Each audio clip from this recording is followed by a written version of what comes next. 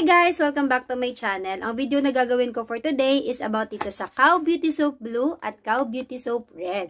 Ano ba yung difference nila guys? At ano ba yung mga benefits na makukuha natin pag gumamit tayo ng mga products na to? So kung interesado kayong malaman guys, ayan, mag-start na tayo. Start natin dito sa Cow Beauty Soap Blue guys. Meron siyang 130 grams of product inside. And yung loob niya ganito. Nabuksan ko na siya guys, sorry. Ganito yung itsura niya. Ayan, transparent na lagayan. Tapos, meron siyang nakalagay dito na, ayan, nakaukit na baka. And then, sa kabila naman is letters na COW, na ang meaning niya is cow. Ayan. Ano ba ang meron dito sa Cow Soap Blue, guys? Ang Cow Soap Blue, guys, is made po siya from cow fats and cow milk. And then, meron din po siyang squalene to minimize the look of fine lines. And kiniklaim nila, guys, na ang Cow Soap Blue daw ay nakakapagpalighten ng skin, pimple marks, acne marks, and even ng stretch mark. And then, alam nyo ba, guys, na meron din siyang hydrating effect and mabibigyan kayo ng radiant and smooth skin kapag tuloy-tuloy yung paggamit nyo sa kanya.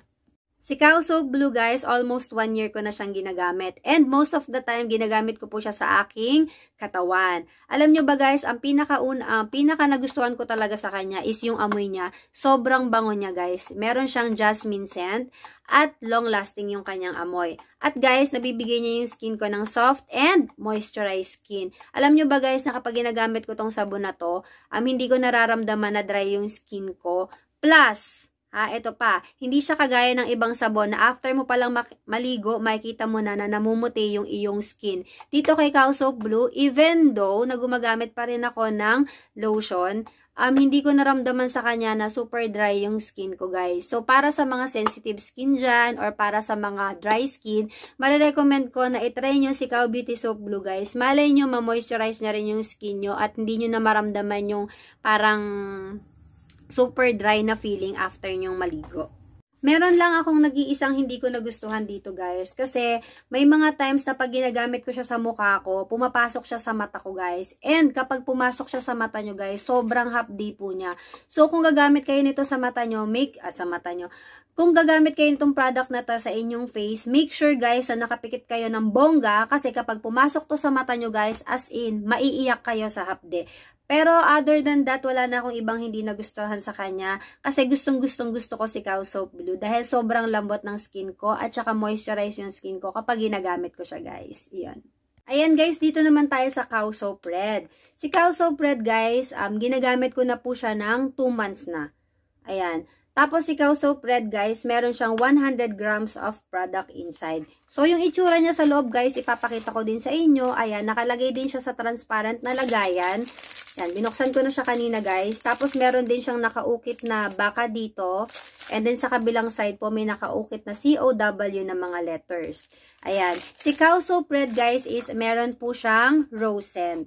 Tapos guys, si Cow Soap Red meron din po siyang cow fats, cow milk at squalene na nakakapagpa-minimize po ng look ng fine lines. And kiniklaim din po niya guys na nakakapagpa-lighten din siya ng skin, nakakapagpa-lighten din siya ng stretch marks, acne marks, at ng mga pimple marks. Pwede po siya sa face and sa body. Ayan guys. Tapos guys, nga pala, ito si Cow Soap Red, mas feel ko siyang gamitin sa face ko. Kasi feeling ko, mas moisturized yung feeling kapag si Cow Soap Red yung ginagamit ko. Ayun. Tapos ito na guys. I-compare na natin si Cow Soap Blue kay Cow Soap Red. Si Cow Soap Blue guys, mas matagal ko siyang nagamit. Mga 1 year na po ko siyang ginagamit. Kumpara mo kay Cow Soap Red na mga 2 months pa lang. Si Cow Soap Blue guys, meron siyang 130 grams of product inside. While si Cow Soap Red is meron siyang 100 grams of product inside. Si Cow Soap Blue guys, ayan, ang amoy niya is meron siyang jasmine, while naman si Cow Soap Red is meron siyang rose scent. So kung kayo po guys, yung tipo ng tao na mas gusto nyo yung sabon na mabango, mas marirecommend ko sa inyo si Cow Soap Blue. Pero kung kayo naman yung tipo ng tao na hindi masyadong mahilig sa mabango or sobrang bango na sabon, dito kayo sa Cow Soap Red. Tapos ano pa ba? Si Cow Soap Blue nga pala guys at si Cow Soap Red, pareho sila na mahapdi sa mata. Ayun, kagaya ng sinabi ko kanina na kapag pumasok siya sa mata nyo, sobrang hapde. Ayun, kaya ingatan nyo po na malagyan or mapasukan ng sabon yung mata nyo kasi mahapdi siya. Tapos ano pa ba yung kaibahan nila? Para sa akin ha, mas feel kong gamitin si Cow Soap Blue sa aking katawan. And si Kao Soap Red naman sa aking muka. At saka nga pala guys, mas nagustuhan kong gamitin si Kao Soap Red sa muka kasi mas moisturize siya. Ewan ko, pero mas gusto ko siyang gamitin sa muka kasi nga mas moisturize yung feeling ko. Tapos si Kao Soap Blue naman, mas gusto ko siyang gamitin sa aking katawan kasi mas refreshing naman yung feeling kapag ginagamit ko siya. Pero pareho lang silang effective guys. Ayun. So, sana guys, nagustuhan yung video na ginawa ko about dito sa mga sabon na to. At nagkaroon kayo ng idea kung ano yung mga benefits at kung ano yung mga meron dito sa products na to guys. So, ayan. Sana po natuwa kayo and huwag niyo pong kalimutang i-like and i-subscribe yung aking channel for more videos. Thank you guys. Bye!